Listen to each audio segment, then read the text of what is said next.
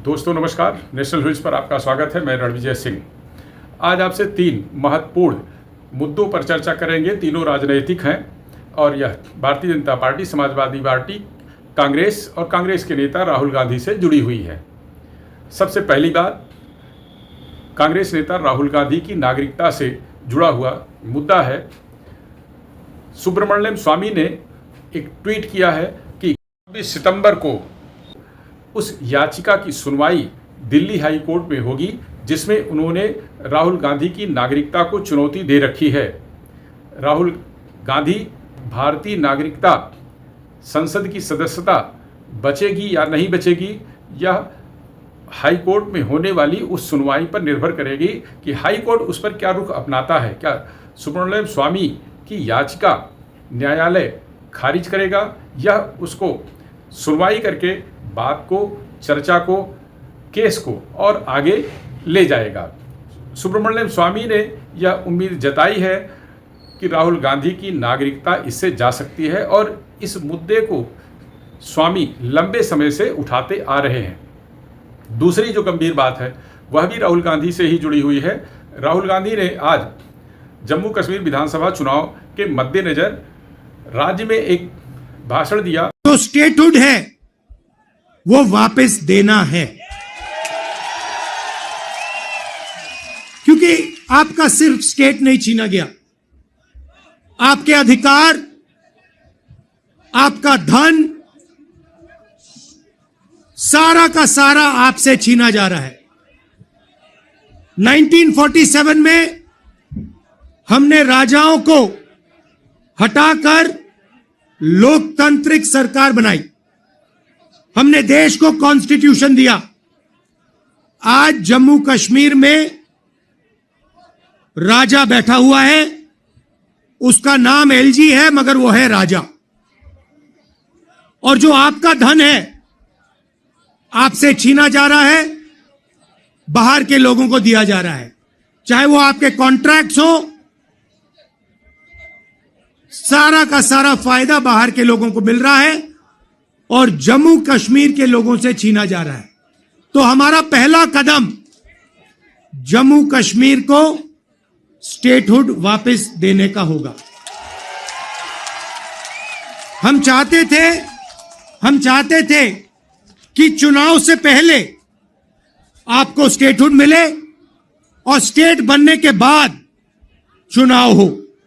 BJP ये नहीं चाहती है और उन्होंने कहा है कि पहले चुनाव होगा और उसके बाद स्टेटहुड की बात होगी। और हम कह रहे हैं कुछ भी होगा, जम्मू कश्मीर के लोगों को स्टेटहुड हम दिलवाएंगे। बीजेपी चाहे ना चाहे, इंडिया गठबंधन इतना दबाव डालेगी कि जम्मू कश्मीर के लोगों को स्टेटहुड देना ही होगा। उन्होंने जम्मू कश्मीर की राज्य का दर्जा दिलाने की बात भी कही और उन्होंने कहा कि कश्मीर के निवासियों के सभी अधिकारों को वापस दिलाना कांग्रेस की जिम्मेदारी है और कांग्रेस इस जिम्मेदारी को बखूबी निभाएगी। राहुल गांधी ने यह तो साफ नहीं किया कि राज्य का दर्जा वापस दिलाने के साथ क्या वह धारा 370 की वापसी के भी समर्थक हैं या नहीं, क्योंकि राहुल गांधी की गठजोड़ में शामिल फारूक अब्दुल्ला की पार्टी ने अपने चुनावी घोषणा पत्र में यह साफ तौर पर उल्लेख कर रखा है कि यदि उनका गठबंधन सत्ता में आता है तो वह धारा 370, जिसे 2019 में नरेंद्र मोदी की सरकार ने खत्म किया था और जम्मू कश्मीर को विभाजित करके 2 राज्यों में बांटा था, जिसमें जम्मू कश्मीर और लद्दाख है। जम्मू कश्मीर में आम भारतीयों को तमाम वह अधिकार मिले जो धारा 370 के रहते हुए नहीं मिल पा रही थी।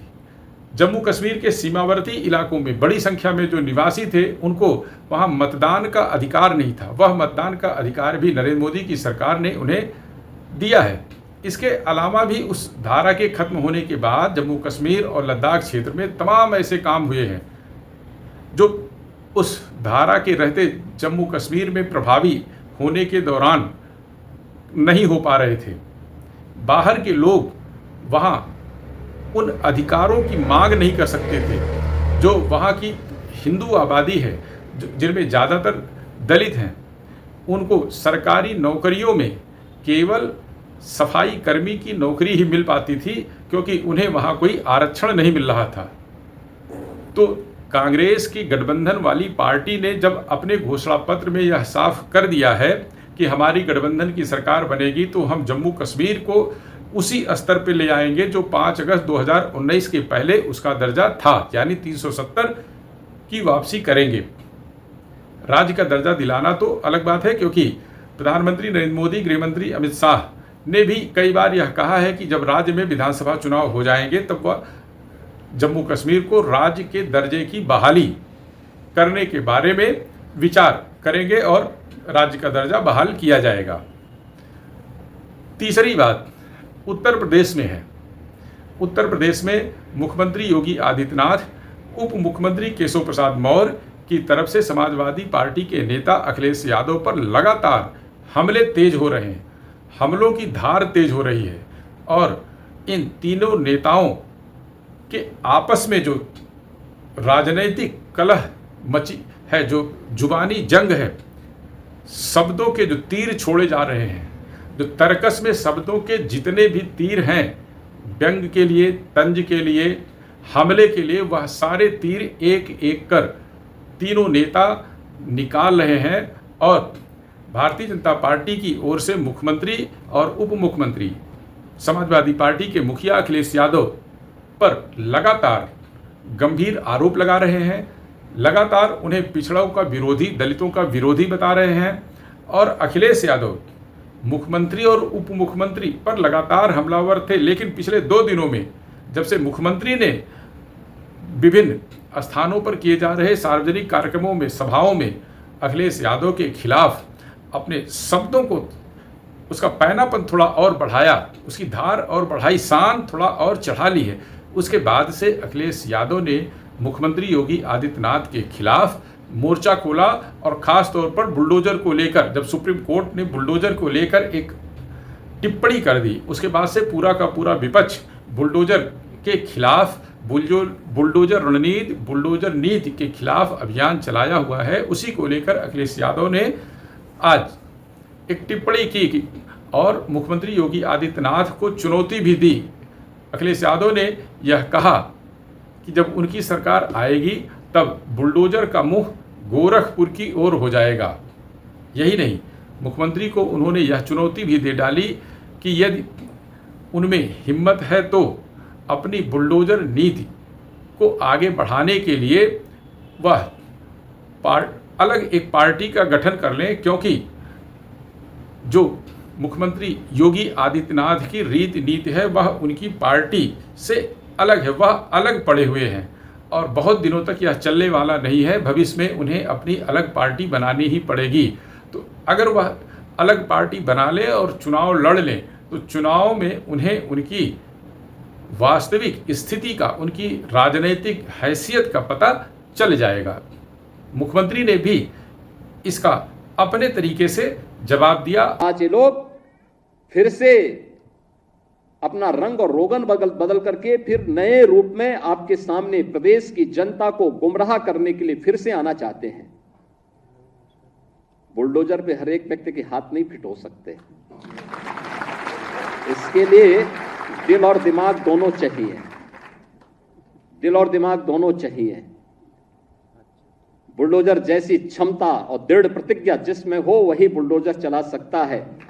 दंगाइयों के सामने नाक रगड़ने वाले लोग बुलडोजर के सामने वैसे ही पस्त हो जाएंगे।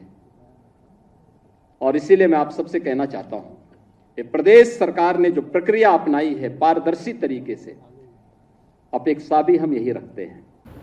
अन्य तमाम किस्म के शाब्दिक हमले मुख्यमंत्री ने अखिलेश यादव के खिलाफ किए और ये रोज शब्द लगातार तीखे होते जा रहे हैं। और यह शब्द तीखे क्यों हो रहे हैं, इसकी भी एक वजह है, क्योंकि उत्तर प्रदेश में 12 विधानसभा क्षेत्रों में उपचुनाव होने वाले हैं। उपचुनावों की तिथि कभी भी घोषित हो सकती है। भाजपा और समाजवादी पार्टी ने इन विधानसभा क्षेत्रों के में ज़्यादातर सीटों पर अभी प्रत्याशियों की घोषणा नहीं की। भाजपा ने तो किसी भी विधानसभा क्षेत्र में उपचुनाव के लिए प्रत्याशी की घोषणा नहीं की है, लेकिन समाजवादी पार्टी ने कुछ छिटपुट 1-2 सीटों के लिए अपने प्रत्याशियों की घोषणा कर रखी है, ऐसा उनकी पार्टी के नेताओं का दावा है। हालांकि आधिकारिक तौर पर समाजवादी पार्टी के सोशल मीडिया हैंडल पर अभी एक भी प्रत्याशी की घोषणा नहीं हुई है। तो यह जो जुबानी जंग है, यह आने वाले दिनों में और तीखी होने वाली है। अब 2 दिनों से चल रहे वाक युद्ध से यह साफ हो चुका है। उपचुनाव के पहले और उपचुनाव तक यह जंग कहां विराम लेगी, यह देखने वाली बात है। हालांकि विराम लगने की संभावना नहीं है, क्योंकि जैसे ही उपचुनाव खत्म होगा तो एक तो इसमें जीत और हार को लेकर के भी सप्ताह भर, महीने भर दोनों तरफ से जवाबी हमले किए जाएंगे, और जैसे यह हमले थमे तो 2027 के विधानसभा चुनाव की रणनीतियों पर भी अमल शुरू हो जाएगा और दोनों तरफ से अपनी अपनी मोर्चेबंदी भी शुरू हो जाएगी। इस बात की संभावना ज़्यादा है। शब्दों की क्या टंकार चल रही है, शब्दों के जरिए जो वाक युद्ध छुड़ा हुआ है, उस शब्दों के महासंग्राम का विजेता कौन होता है, यह इन्हीं 12 विधानसभा क्षेत्रों के परिणामों से साफ हो जाएगा। नमस्कार, जय हिंद।